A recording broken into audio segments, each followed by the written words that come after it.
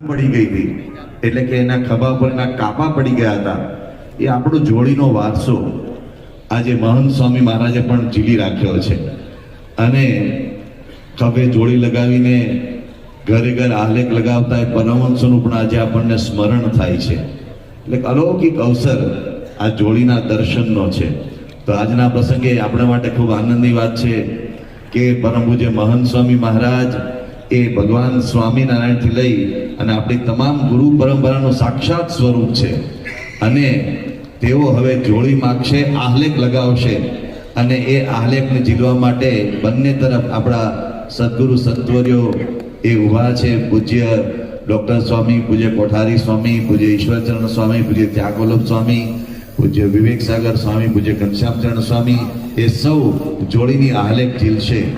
આ એક જૂની પરંપરા હતી કે એક જણ જોડી માગે અને બીજા એને ઝીલે. તો બાપા હવે આપ જોડીની આહલેખ લગાવો, ખોખારીને લગાવો.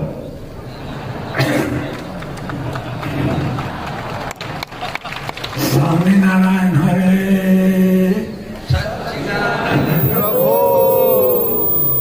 સ્વામિનારાયણ હરે, સચ્ચિદાનંદ પ્રભુ.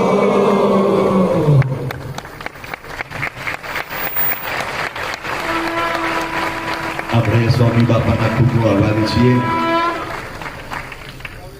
હવે સદગુરુ સંતો આલેખ લગાવી રહ્યા છે. પ્રભુ સચ્ચિદાનંદ પ્રભુ, સચ્ચિદાનંદ પ્રભુ, સચ્ચિદાનંદ પ્રભુ, સચ્ચિદાનંદ પ્રભુ. સ્વામિનારાયણ હરે,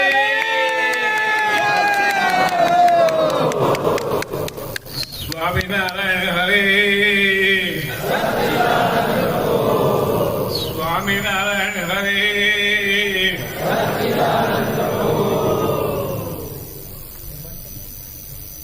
આટલા બધા સદગુરુ એક જ થાય.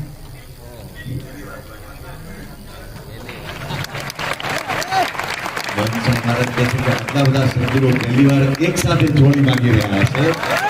અને આ શતાબ્દીમાં વિરલ દ્રશ્ય છે, શતાબ્દીની આ ચરણ સીમા છે, શતાબ્દીની આ અલૌકિક સ્મૃતિ છે. તો આપણે પરમ પૂજ્ય મહંત સ્વામી મહારાજ અને બધા સદગુરુનો ખૂબ ખૂબ આભાર માનીએ. અને બાપાને આપણે વચન આપ્યું કે બાપા આપણે જોડી ક્યારે હવે ખાલી નહીં